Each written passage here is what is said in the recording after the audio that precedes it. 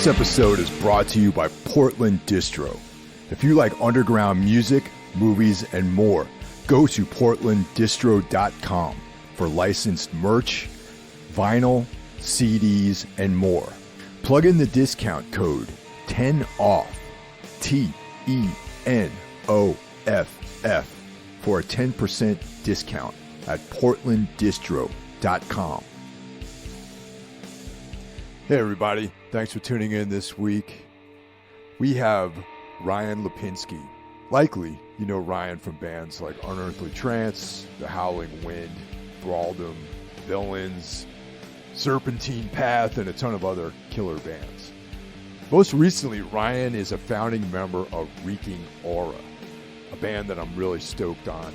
And for anyone who's been paying attention, they rate very highly on the 2022 Best Of list with their LP, Blood and Bone Meal, available on Profound Lore Records.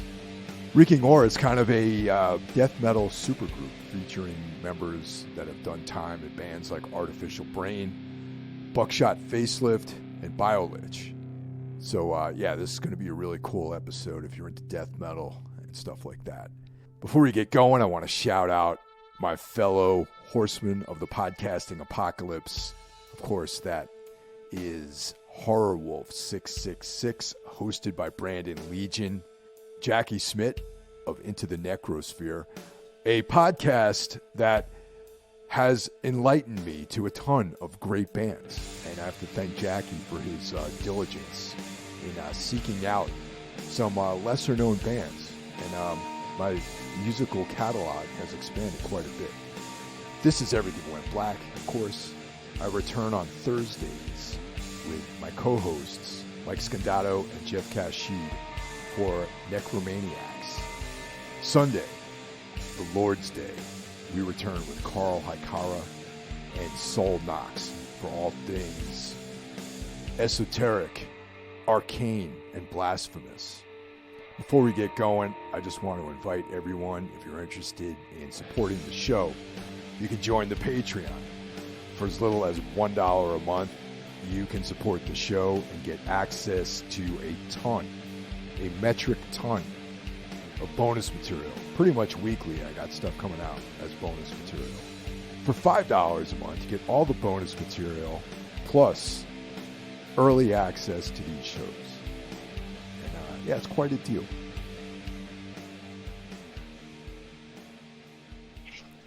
Hey, Ryan, so what brings you to the Garden State, man? I was really stoked to find out that you moved out here. Basically, I lived in Brooklyn for about 10 years, and me and my wife, we kind of got sick of it, honestly. We had no space, and things like not even having a parking spot, and just kind of got to us after a while. We decided that we wanted to live somewhere outside of the New York City area, but still accessible. So we wound up in South Orange, which is a really cool town. And we wound up having a child like 7 years ago. And here we are. I've been in Jersey for 8 years, actually. It's been that long that you've been out here? Yeah. Oh, wow. Damn. I can't even believe it. Dude, I guess it's been 8 years since we were doing. I was like working on that side project with you guys, and that's probably about 8 years ago. I know. I was thinking about it myself. I can't believe how much time has gone by, even since we did that. It's like the older you get, the more time flies. You know. I know, man. It's sad. It truly is, but I try not to dwell on it. You know what I mean? Yeah, you can't. Definitely.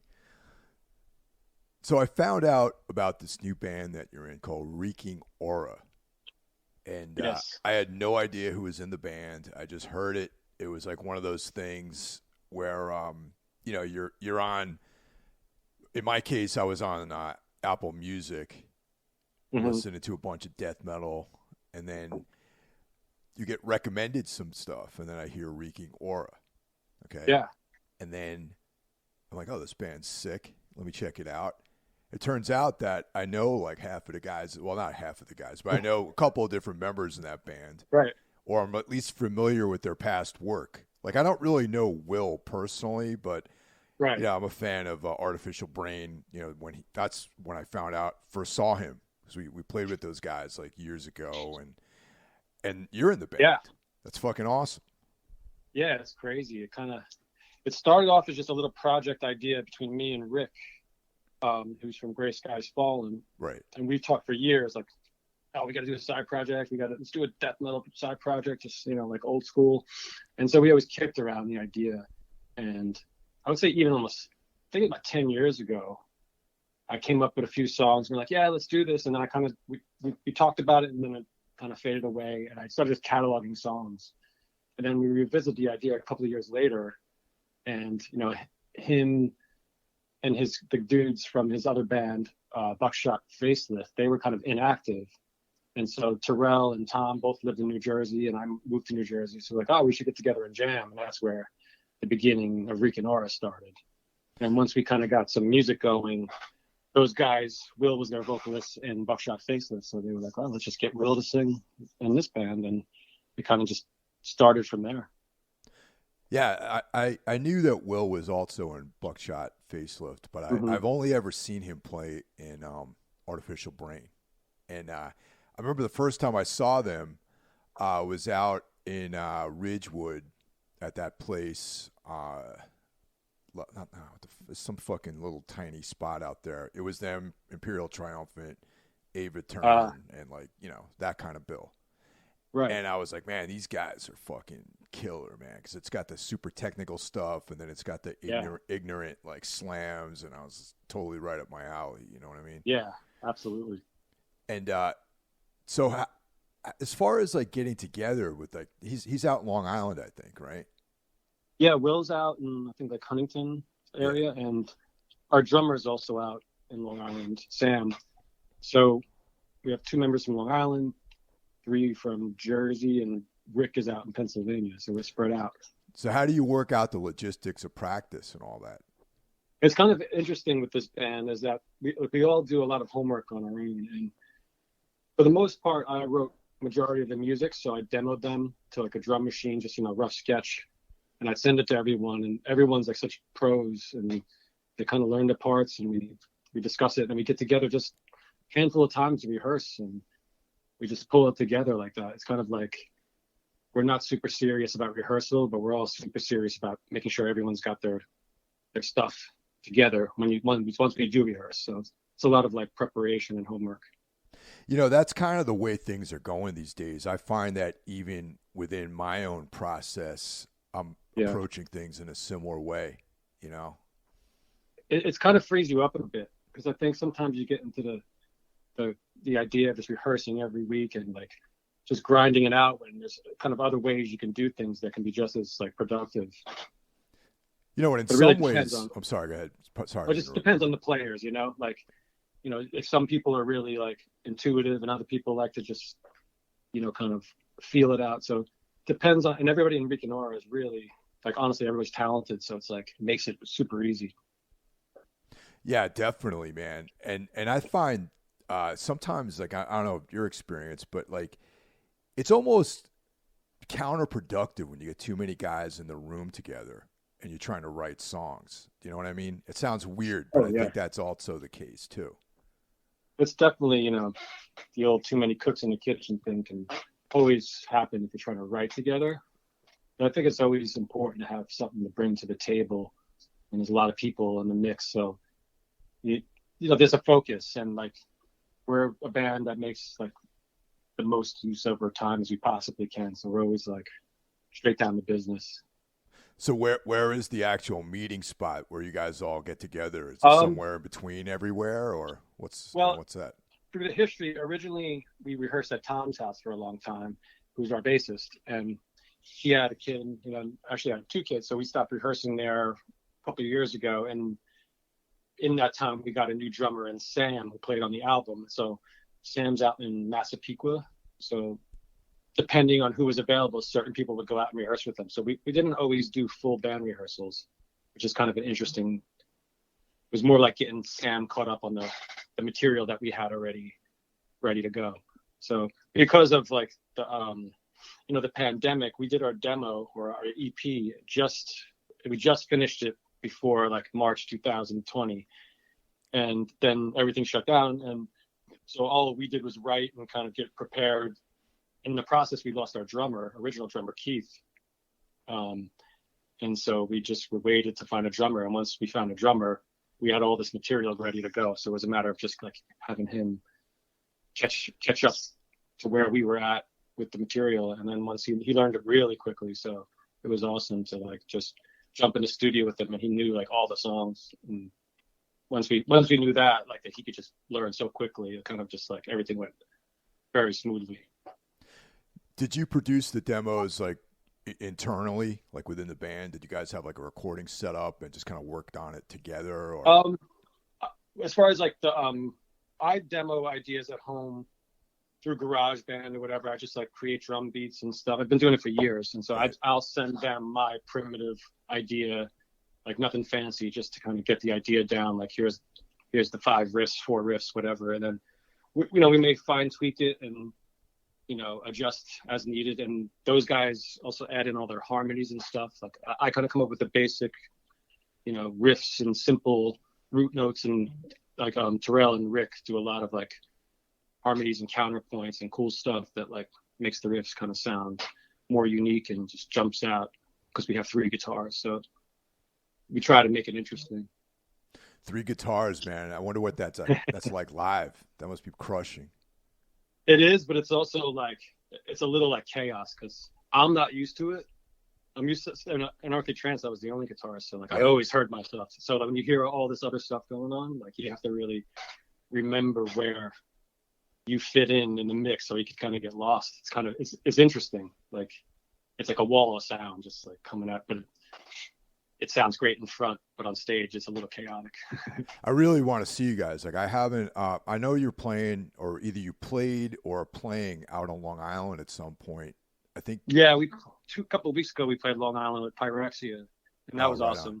Yeah. And we're playing St. Vitus soon. That's not been announced yet, but that should be coming. Don't announce it on here. Yeah.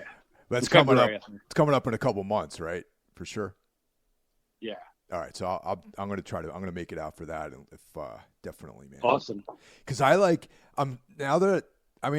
just, the music itself is great, and that you have 3 guitar players. Being a guitar player myself, I'm intrigued by how that comes off live. Like, is it is one guy sort of like doing more like accented type stuff, and I'm just really interested to see how that plays out. Yeah. I'm sure not all 3 of you guys are like chugging away at the rhythm all the time. You know what I mean? No, it's kind of like we kind of weave in and out. On the album, my guitar is down the center, and so I kind of do the bass, the more basic riff oriented stuff, and I also do leads. So that's kind of my role. And Rick and Terrell are on the left and right channels, and they kind of add in harmonies and flourishes and other parts that kind of change more than stuff I do. So it kind of just has different flourishes with each guitarist, and we try not to step on each other's toes either. Like it's a little difficult, because it can get muddled if you're not really focused. But like I said, we try to just keep it as tight as possible, and just not play too much either. Have you worked with those guys before in different bands? No. I was actually, years ago in 2000, maybe the year 2000, Gray Skies Fallen, I think it was 2000 or 99, 2001, I forget.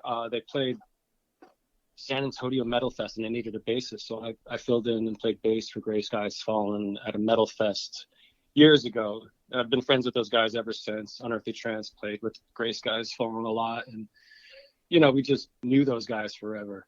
So they're like pretty close friends of the band, and like the drummer of Gray Skies Fallen, Sal, comes from the same town as me. Like I'm from Mastic, New York, which is way out east in Long Island. Yeah. So there's a lot of common threads. I mean, I didn't know Will up until recently, but I always knew of him, and I know like the connections through different friends of bands, that kind of thing. Yeah, he's a great front man. He's actually one of my favorite front men in the tri-state area when it comes to metal, for sure. Yeah, and he's kind of like effortless. Like he goes in and tracks his vocals like so quick, like so easily. I was like, wow, you did that easily. Like he's impressive. Like, you know, I've tried to do harsh vocals and death metal vocals over the years, and I kind of find it challenging. It's like effortless for him. So I'm always impressed to just see how much power he has. It's crazy. And his vocals are a lot different in Reeking Aura than they are in Artie Brain, for sure. Yeah, it's more like straightforward, kind of old school death metal focus, like the mid range, not so much of the other kind of voices he's known to do. But I think that's what's cool about this band, is it's a little bit more down the middle, old school, and he loves that shit too. So it's a good balance. Yeah, it's funny. Gray Skies Fallen. Like, we were supposed to play with them twice. The lineup was us, them, and Evoking, and the first time was out at Staten Island, and that show got canceled because of, you know, the pandemic. You know, it was right at the very beginning. We were supposed to play again it's still 2022 now. We're doing this, so in 2021, last year, we were supposed to play with Evoking and Gray Skies Fallen as like the rescheduled show in November. Then I got COVID and we had to bail on that show. So at some point I'd really love to play with those guys because they're a sick band. You know, they're great. Yeah, and it would make sense too. It's like, yeah, there's not.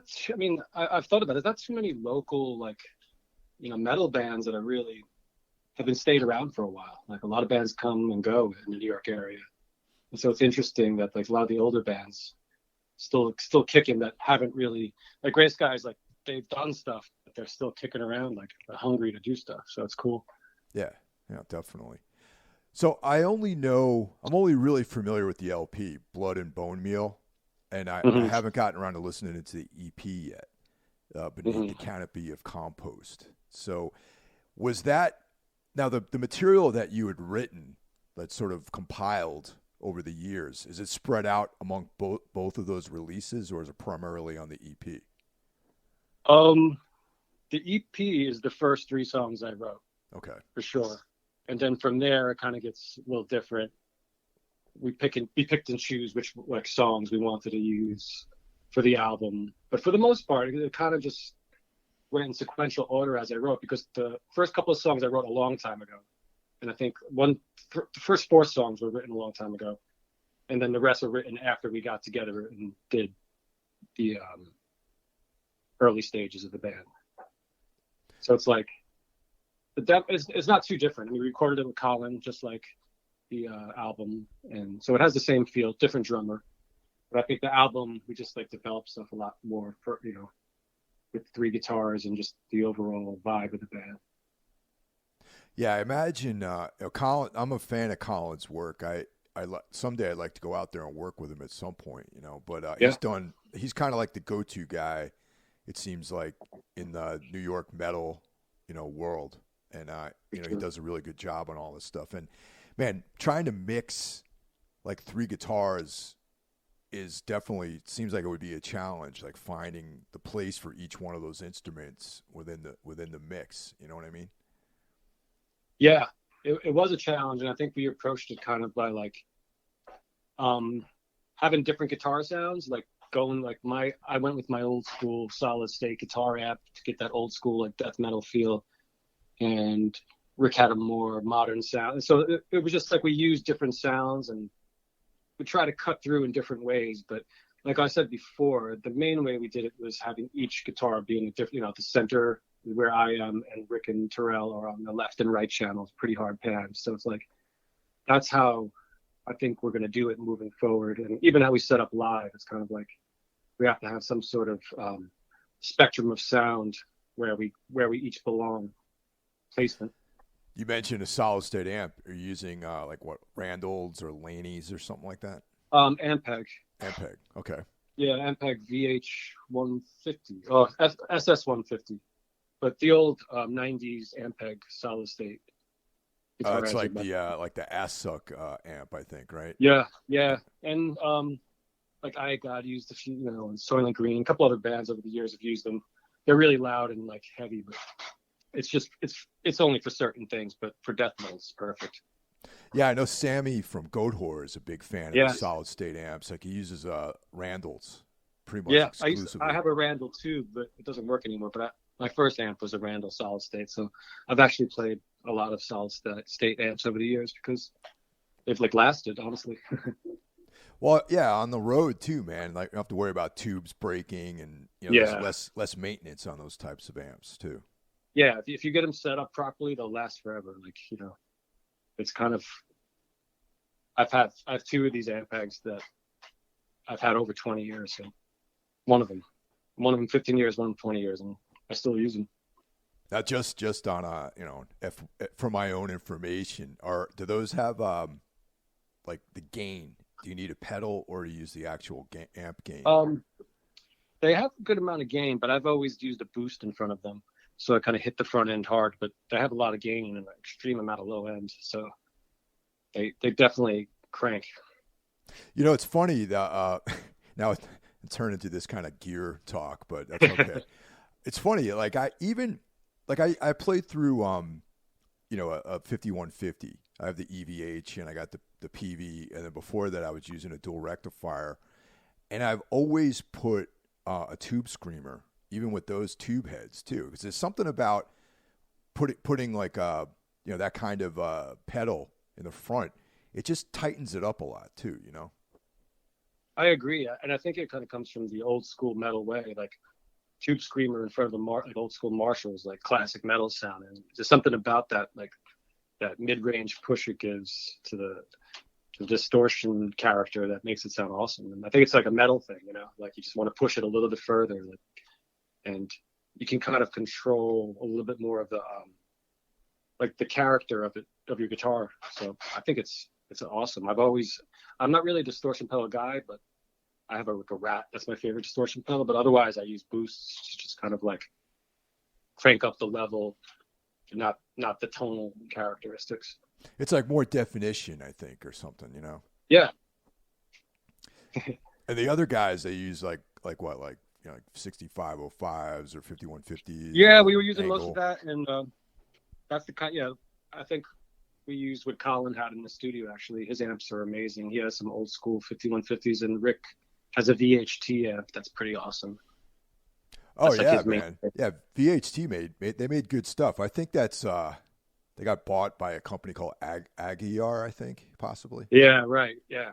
Yeah. Yeah, they're hard to find. Yeah, the VHT stuff is great, man. I wish I had one of those.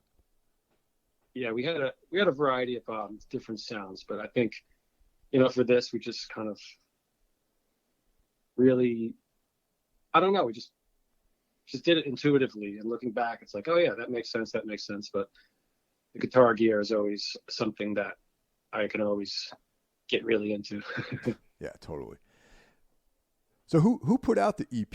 I know that Profound Lore did the LP, and like I said, those 3 songs I haven't heard them yet. I haven't even dug into the EP yet. I think we put it out on Bandcamp. It was just like, our first thing, and then Parasitic Records put it out on cassette, and that was it. I love cassettes, man. Yeah. Yeah, the album just came out of cassette too, so that's cool. In the same label. Yeah, Parasitic did. Oh, Parasitic did the cassette. Yeah. Okay. Yeah. How'd you meet up with Bruni for Profound Lore? It's kind of interesting because I didn't have any dealings. Rick has been talking to Chris for a while, and Bruni put out Artificial Brain, and so he's very familiar with Will. And I think once he heard we had something going on, he was interested. And so Rick, I showed him stuff that we were working on. He seemed really excited. And so we did the album and recorded it on our budget. And then we brought it to him and we said, you're interested in putting this out? And he totally was. So we kind of presented it to him. But I worked with Profound Lore in the past years and years ago with my older bands, Thralldom and the Howling Wind. Oh, yeah. Like the early days of the label. So he's familiar with me and we've worked in the past. So I think he knew that, he could trust who was coming up with the stuff. And once he heard it, he was totally on board. It was awesome. Yeah, that's a cool label. It's very diverse. I mean, there's like some black metal stuff on there. You got, sort of like post-punk stuff. You have Photocrime. Mm-hmm. There's a lot of death metal. Doom. All the pretty wide variety of stuff that comes out on that label. Yeah, and I think for me, I like that. Like, I don't like just like genre labels. You know, this label only puts out this kind of death metal. To me, it's like more interesting to be on a wider spectrum label, because you know, someone that may not check it out will check it out just based on like, hey, I like this label. Let's see what these guys are. So that aspect is cool to me. In a way, this band was sort of the genesis of this band kind of happened like in and around like the last couple of years of not being able to tour or do anything like that. So what's that been like? Have you guys gone out on the road or anything? Or I know that you're playing regionally. Yeah, the guys they actually did a 5-day little trip down south, and I didn't go because I'm a stay-at-home dad, so I can't really do the Monday through Thursday shows anymore. So they did it with 2 guitars, which is totally fine, and it went awesome for them. So we're kind of like a band that was going to make it work. Like, if a bassist can't play, we'll have a fill-in. If a drummer can't play, we're going to get a fill-in, because there's 6 of us, so our schedules are pretty complicated to always make work with 6 people. So we're just kind of flexible in that respect. But those guys, like, they're full force to go on tour, and I'm going to play the shows I can, and the ones I can't, it's okay. And that's just kind of the way we're going to look at it. Like, we're kind of like a team, a unit, and we'll make it work. And I've been in bands in the past where it's like, no, it can only be us. We can't have anyone else. And it's cool to be that way, but I much appreciate the more easygoing, like, we can get someone to fill in. It's cool. And I think it makes sense, especially this day and era, Yeah, I think that's a very, very healthy way of approaching things, especially as you get older. And I've been through many, many different lineup changes. And I know. I wonder about how that is for you. Like, does it feel like you're always starting from scratch, or do you just like kind of get inspired by the new people you're working with? Well, I mean, it's sort of been like the members have gradually changed, with the exception of one lineup. One lineup, pretty much the whole thing kind of fell apart, like around around the release of our record on Metal Blade, which was like the highest profile label that we were on ever. I remember that. At the time, like, to me, it was very important, but literally when we were, this isn't a story I tell that often, but like, when we were recording the album, things just kind of like collapsed, like with the lineup, and we had a tour booked right after that, and I basically went on that tour with all fill-ins, Wow. And that's when I kind of like learned that it's like, you know what, man, the band as an entity has to keep going, right? And you just kind of do what you got to do. And but since then, it's been real solid. That was like 5 years ago at this point. Talking about time flying. Yeah. Wow. Yeah, it was a while. Cool, because sometimes things need to happen that way, and you have to restructure things, and then suddenly it's like working real smooth. Yeah, and that's kind of how it's been. I mean, not everyone is available for everything. And like, for example, our other guitar player is, he plays in Psychroptic. He's always on the road doing different things with other bands. So sometimes he's not available, so we got other guys that can play. And it's a good way to go about doing business, I think. Yeah. I mean, we're in this exact situation right now. Is our drummer, Sam, he plays in 6, 7, 8 bands I can't keep track of. He's also like an underground wrestler, so he's constantly busy. Yeah, and so we have a fill-in drummer that we're going to start working in, so he can play when Sam can't make it. So we're just like trying to be as easy as can be, and not have to say no to offers that we want to play, because that's never fun. Oh, totally, man. That's like I said, that's a really healthy way about proceeding. Yeah, sure. and it's like you don't have to take things so seriously, but at the same time, like, you want to be available, and it's not about one person. So for us, because there's so many of us, it's like it's not about the ego within this band. It's just about like making it work, and like a team effort for sure. Yeah, it's always, the drummers are always in like like 8 or 9, 10 different bands, It's an amazing thing, like that. The drummers, get a good drummer is a rare thing. And once someone's known as a good drummer, forget it. Like they'll just get like field offers, you know? It's like, maybe I'll take that band on. I don't know. Like, but guitar players, you know, there's a million of them. Oh yeah. But just Dime a dozen. It speaks to the difficulty of becoming a really good drummer, I think. Yeah, and that's like the building block of the band, really. That's like the most important member in so many ways, you know, especially in extreme music. You know, it's like the kind of drumming that's required for a band like Reeking Aura. Not just you can't just grab somebody off the street and put them behind the kit. So true. You know, it's got to be very specific. You know. Yeah, it's a certain style, and it's like more than anything, I think it's stamina to be able to like play double bass for a really long time. Stuff like that most people don't do often. But you know, I think a whole song, you just got to be cranking on the double bass drum. It's, you know, it's a talent. I could play drums a little bit, but I could never play a death metal song without falling apart. I can't play drums whatsoever. Oh yeah. I've tried, you know what I mean? And like I just don't have it in me, man. I played drums once in a band. Do you remember Villains? Yeah, totally. Yeah, I was the original drummer of the band. We recorded like a demo, and I gave up right after that. I was like, I cannot do this.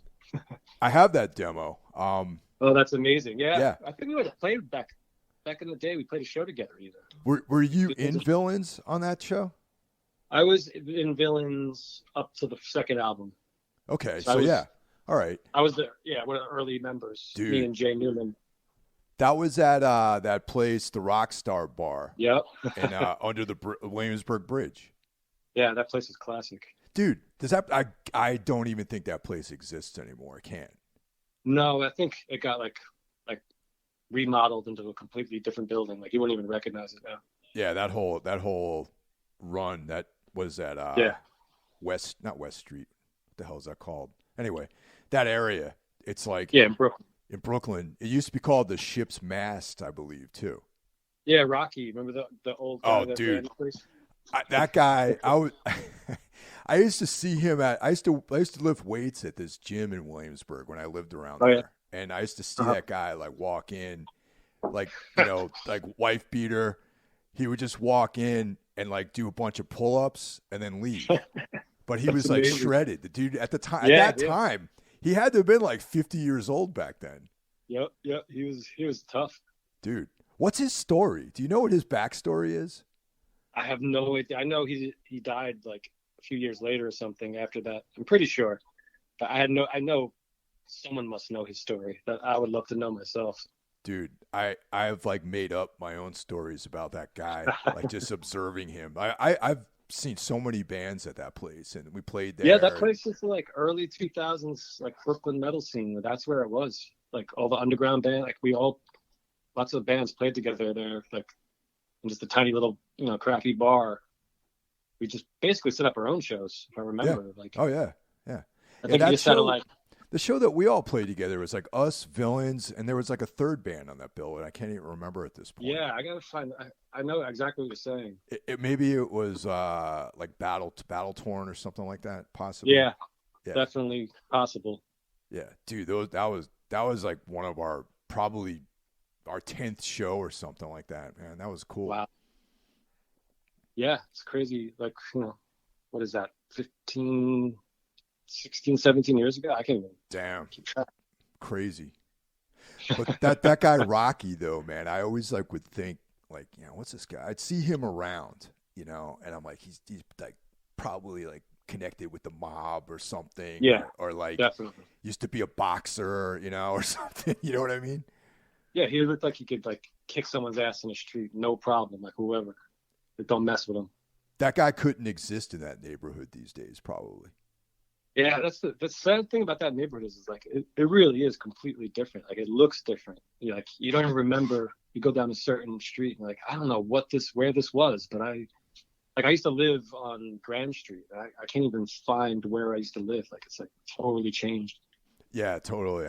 I lived in Greenpoint for, you know, I don't know, 15 almost 20 years probably, you know. And for 10 of those years it was in the same spot. And then but yeah, so you drive around that area and you're like, you know, a lot of it's completely alien. Like especially that run under the Williamsburg Bridge, it was like just desolate. Like back then, there was like nothing there really. Yep. You know, Yeah. and now it's like all like built up, and there's like these high rises and stuff like that. It's crazy. Yeah, it's polar opposite, totally different. You've also, speaking of people who played in a lot of bands, like you've been in tons of bands. Like Villains I almost forgot pretty much that you were in that band. Yeah, no, me too. Yeah, you know, and Unearthly Trance, like what's the story with UT? Well, we kind of just decided to stop playing a while ago, and then our drummer moved down south, so we kind of it's just inactive. I wouldn't say we broke up, but we're kind of like not doing anything anymore, and it's cool. And I think we made a decision just that if we were done playing, we would just stop playing, and that's where we're at. I always imagine Unearthly Trance, and you can see I have a very active imagination, you know, about stuff. I'm always like making up my own stories about things. Unearthly Trance always struck me as a band that would maybe there'd be like long periods of inactivity, but then an album would come out or something, you know?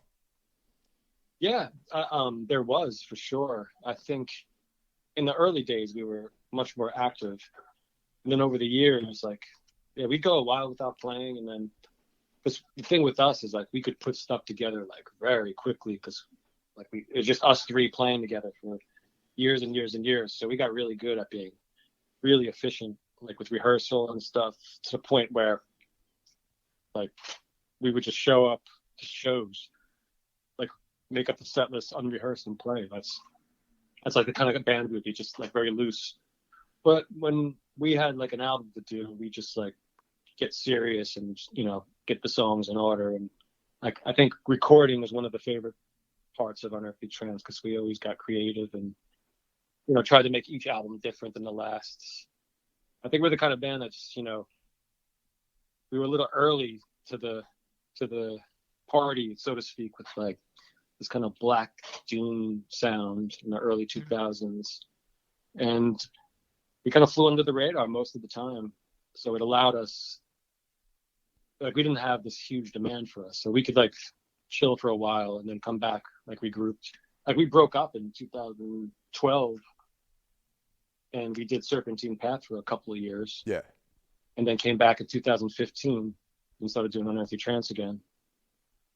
That Serpentine record is sick, man.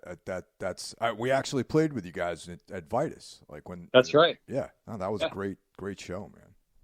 Yeah, I always that's like I'm like the one guy who would still do Serpentine Path if Really? they wanted to. Yeah, I just think it's like for whatever reason, no one wants to do it anymore, and I respect their reasons. But I'm like, it was the only band I just got to be a vocalist in, so I love the idea of just like, you know, it's kind of fun to be a vocalist and not have to like play guitar and worry about all that stuff. It's a different state of mind, so I enjoyed it a lot. Oh wait, that's right. Steph was the other guitar player. Yeah, on the second album, he was the second guitarist. Yep. Oh wow! My memory is like shot. I'm the same way. Trust me. I forgot Steph was even in that band actually. Yeah, well, it was kind of a weird thing. He joined us, and then he got an injury from playing live with his ears. Yeah. So then he stopped playing with us. So it was a short period of time, really. And it was kind of unfortunate because that's really where the band fell apart. Like when we lost Stefan, we didn't know we lost him because he just kind of disappeared for a while. He just said like, oh, you know, my ears, like he had this awful issue with tinnitus and he couldn't be around loud music for a long time. And we had shows booked and all that. So we started playing without him. And I think over time, it just kind of like ran its course. And we were actually itching to do Unearthly Trance again, to be honest. And that's where it went. And then we never went back to it, you know? Yeah, I actually, I had Steph on this podcast a couple of years ago. And, or I don't know. Actually, I don't even know how long ago it was. I can't even reckon time anymore these days. Yeah. But yeah, his that band Godin that he did, that record is incredible, man. Right. Yeah. He started doing that after Serpentine. I know he talked about it for a while and he had a lot of stuff written for a long time.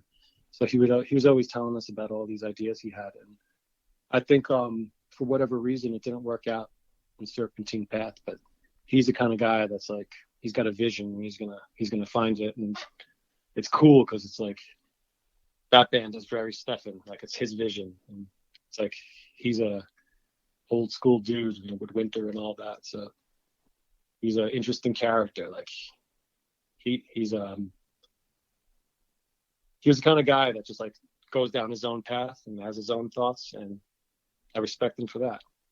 Yeah, I stay in touch with him, man. Like we Yeah, talk a lot about. I'm sorry. Honestly, I have not, like, Serpentine Path kind of came and went. It was like, it was a weird thing. Yeah, we talk a lot about like training stuff and like nutrition because that's his gig. You know, he's a master. Totally. Yeah, I remember that. He was a super into healthy guy, and it was like refreshing to have someone like that in the band. Because we were like not the healthiest bunch of dudes, you know, like we're just metal dudes drinking and smoking, you know, how people tend to do. And he was like, oh, like, I'm super fit and I'm into all this cool. And I'm vegetarian, I'm into health stuff. So I bonded with him a bit on that. And he's like, well-read, like super interesting guy.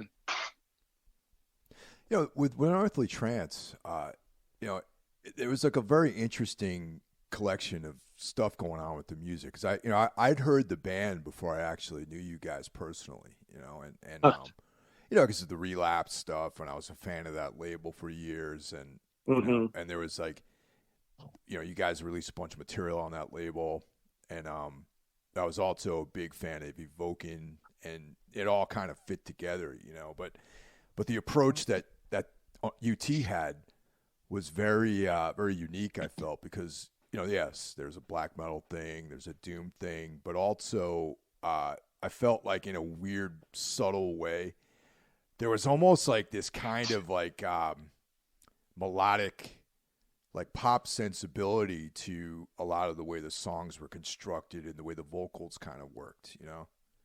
Yeah, that's a really good point, I think, because that was always my goal, is to write good songs. Like, you know, like the goal was like to make the heaviest band possible, whatever like we thought that was, but like still have like really good songs, well-written songs. And that was always my focus. And I think songwriting was the focus of that band, because we tried different things. We, you know, different elements, different, you know, speeds of like, we had fast songs, slow songs, songs where I was singing more melodic, like on Electrocution, that album, I did a lot more melodic singing. And so I think the whole approach we took, basically after our first album, which was really, really slow, and was not actually the way we really were, it was just like where we were at that time. And we got pigeonholed as this like, you know, super extreme doom, like slow. And we were like, actually, we're not just a slow band. And so we kind of went out of our way to break being pigeonholed as a doom band, like on purpose. And it's good and it's bad, because till this day, people can't really say, oh, you know, you guys are a doom band, because nowadays doom is like defined as, you know, like sleep and things like that. And when we were growing up, doom was like more metal based, and like we had a lot of like European doom influences, just different doom and sludge and stuff like that we all mixed together because we didn't know any better. And it was just our influences, like bands like I Hate God, like the Neurosis. All of that was huge to us. Yeah, you know, and the only band, actually, one of the questions I had was, when you guys in Europe, didn't UT have like a little bit more of like a bump in Europe than in the States? Maybe? Yeah. We played a lot of awesome shows. Like we went to all these amazing countries, and like in the UK and England, we've headlined lots of awesome shows, because our first two records were on Rise Above, Lee Dorian's label. Right. So that gave us a lot of like early support over there. And then people always came out and saw us. And we also would tour with Ramesses, which is Tim Bagshaw's band that he did after Electric Wizard, who was in Serpentine Path. So Tim, we would tour with them over there, and we had really successful tours, and their booking agent, Christiane, was great. So like we would play all these great shows. Like we got to go to Norway and Sweden. Lots of great shows we played. And compared to here, we were nobodies. And that was always the joke. Like we would we won't even do a US tour because nobody even cared. Like, and it's funny because I think at the time it was a completely different thing. Like, we could go to Europe and come home like making money, you know, and come back here and rough it in a crappy van and get, you know, $100 a night. It's just a strange dynamic. I think we were the kind of band that like European metalheads took to better than American metalheads. And I think it was the time, like the early 2000s, you know, it was a weird place for metal in America. Oh yeah, for no doubt. I mean, you know, especially the UK, like that style, I feel like is very much, especially in that era, like pretty much dominated by UK bands for sure. Totally. And like we were into it, and you know, Lee Dorian was really cool to us, and he kind of he took a chance and signed us. Like, we were just unknown, you know. And Seasons of Science of Silence, our first record, like we went from being completely unknown to being like, oh wow, like Lee Dorian likes us, and we just put out our record, and people like want us to come on tour. It's like kind of crazy, you know. No, that's great, man. It's funny. I was just in Germany a few weeks ago, about a month ago, and I was at this small festival called Unholy Passion, and you know, some of the bands that hadn't been to the States, you know, they don't really understand how difficult and brutal it is touring in the United States versus touring over in Europe, and that's not to say that it's easy in Europe, but there are just certain amenities that are available to you. Like, for example, at the festival, and this is this fest is basically just a show, like a, you know, 600 person, you know, type of get together, you know? Yeah. And, like I'd almost forgotten about the hospitality in Europe, you know, like there's like a separate building, you know, all the bands like are getting fed like multiple, a couple different meals, like it's clean. You know, there aren't like dicks drawn everywhere like in the United States. When you go to a green room, there's always like cocks drawn on the wall and everything. You know? And in the U.S., you're lucky if you get like a pizza. It's exactly, dude. It's like, you know, and then that's, you know, some of the bands that were on that bill, I was talking to some of the dudes and they were just like, yeah, we want to go to the States. I'm like, well, you know, strap in. You know what I mean? Yeah, exactly. It's a rough ride. And the thing is because there's so many bands that tour and there's so much ground to cover in America. So you have to be really strategic about where you tour to not like lose your ass driving like, you know, 15 hours, you know, like if you're not careful, you could totally screw yourself in America. So you have to know where to go and like what not to do, in my opinion. You know, and just certain parts of the country are just not into the kind of stuff that probably both of our bands do. You know what I mean? Like the Midwest and like, you know. And there may be spots, but like you have to like do a long drive to get through a big part of the country, or just get to the West Coast, man. It's like, all right, which way we go when we get to the West Coast? Yeah. And there's really the obvious way to go. It's not in the middle of nowhere. The Howling Wind and Thralldom are they're pretty much like straight up like black metal kind of projects that you worked on, and like that's some of the stuff, like before I got to know you, that's some of the stuff that I was into, you know, before getting to know you and Jay and, you know, personally. And do you think you would do a project like that again, like something in that vein? Well, to be honest, yes and no. Me and Tim, the drummer of the Howling Wind, we're recording one last album because I'm kind of like, I'm not sure how much more I have to say in that style. Like I could keep doing it, but like I guess I'm not as inspired as I used to be to create quote unquote black metal. You know, there's something about it that rubs me the wrong way these days. I still listen to bands and, you know, all the stuff I love and classics. I'm not really so concerned about doing black metal anymore. But having said that, I have all these songs written that we're gonna do and do one last Howling Wind record. I think for me, I'm not as into doing vocals as I used to. So a big part of these bands is me like screaming my, you know, head off and doing really harsh vocals, which I don't do as much, to be honest. Do you have material? Do you have material written for that project yet? Oh yeah, for like years now. Oh, okay. Like, all right. It takes us a while to get to stuff, and so it's kind of like a slow brewing thing. Like we did an EP last year, and we're just going to put out one more record and then be done. But I'm always into doing new projects, because the Howling Wind we did since 2006 as a remote band. Like Tim lives in Portland. He lives in Seattle now, and he lives in Portland. But the entire course of the band, we've been remote. So it's interesting, but also it's challenging to get stuff done. What is it about black metal these days that turns you off to the music? I feel like so much of it is like rooted in aesthetics rather than music, and so a lot of the new bands are just like repackaged versions of a lot of other bands I've heard for. And there's so many bands, so much stuff to wade through to get through the good stuff. And I find most of the classic bands, are superior to a lot of the newer bands I hear. And I think just the oversaturation and the kind of gimmickiness of it all, it's worn thin on me, And it's like, I'm just more interested in bands being creative than being like, devoted to Satan and stuff like that. Yeah, I can understand that definitely. When it's more about like corpse paint and like the sort of, like hitting all the points that you have to hit to. Like it's so commercialized now.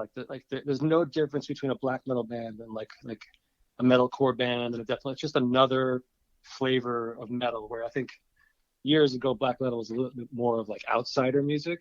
And I think maybe that's kind of lost its charm a bit for me, which sounds kind of like, I was into it first, cool guy shit. But I think it's just years and years of listening to this music. It's like, I know what's good and what's not good. And I'd say 90% of black metal is not very good and 10% is great. So it's like, in the classics, to me, it'll always be the classics.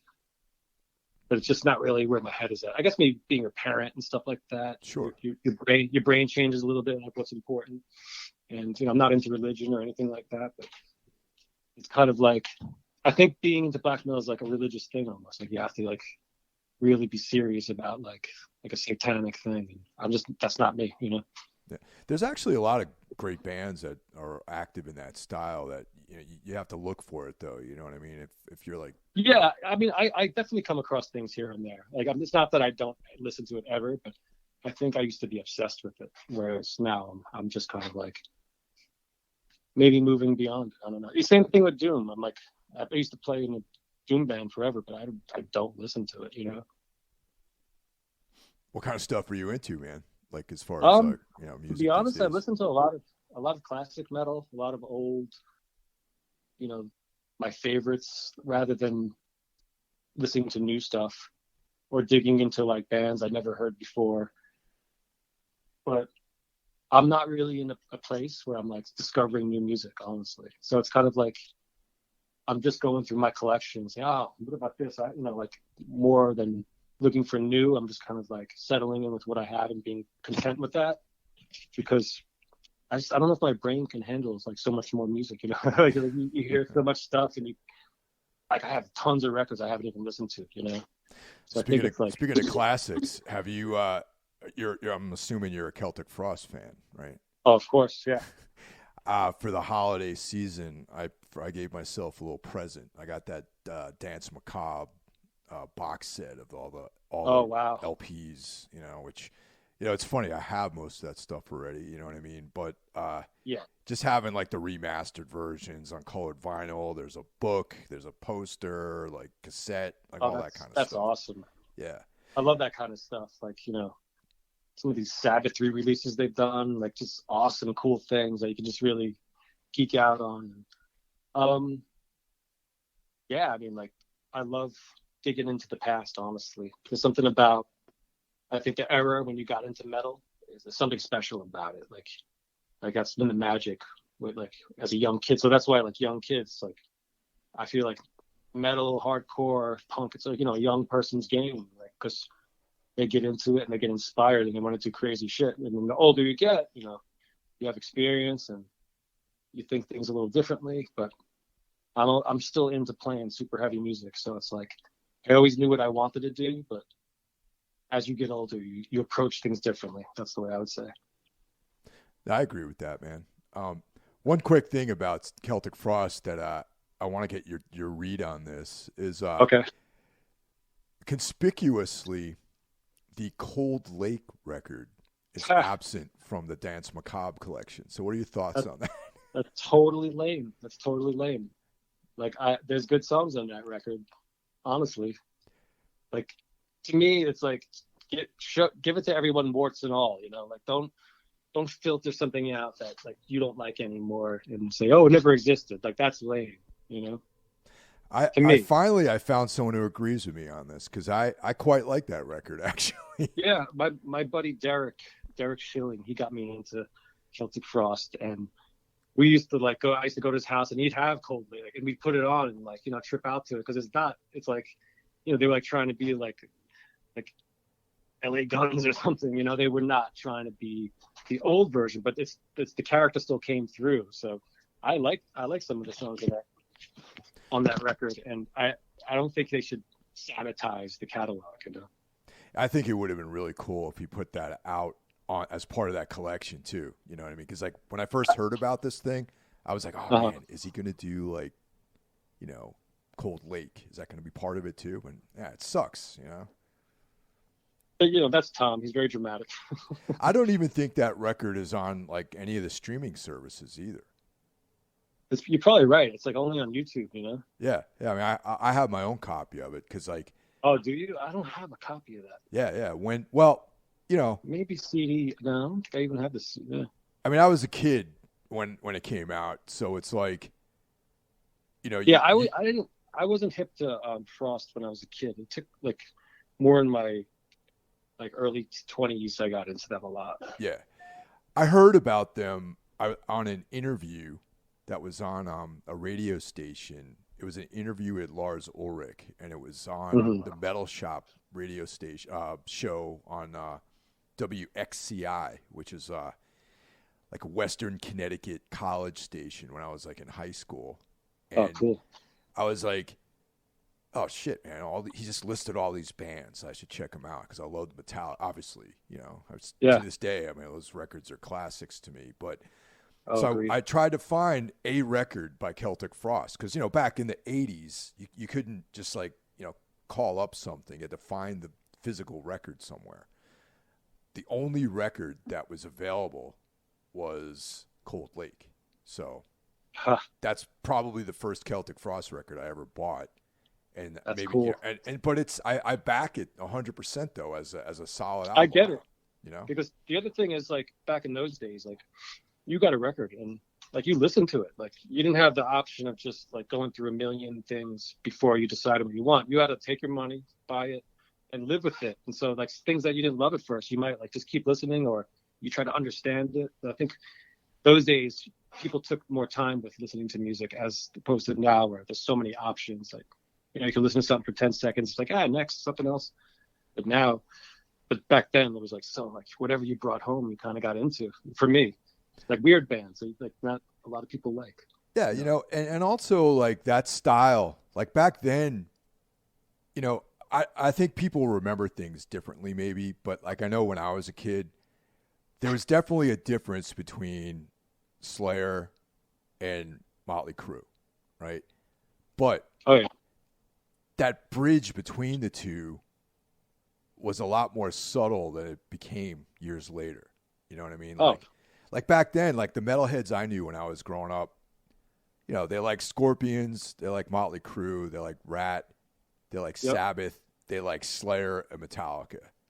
So to be like, it was like a shade of the same thing. You know what I'm trying to say? Yeah, absolutely. I think, you know, it had a lot to do with the guitar playing and like the heavy metal guitar playing. It just was like a different intensity level depending on the band.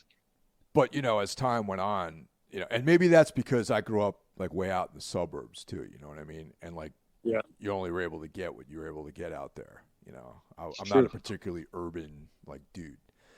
And, but then as time went on, everyone's like, oh, well, you know, the fucking hair metal, like whatever. But it's like, it wasn't that big of a difference really, you know, at least from my point of view as a young kid.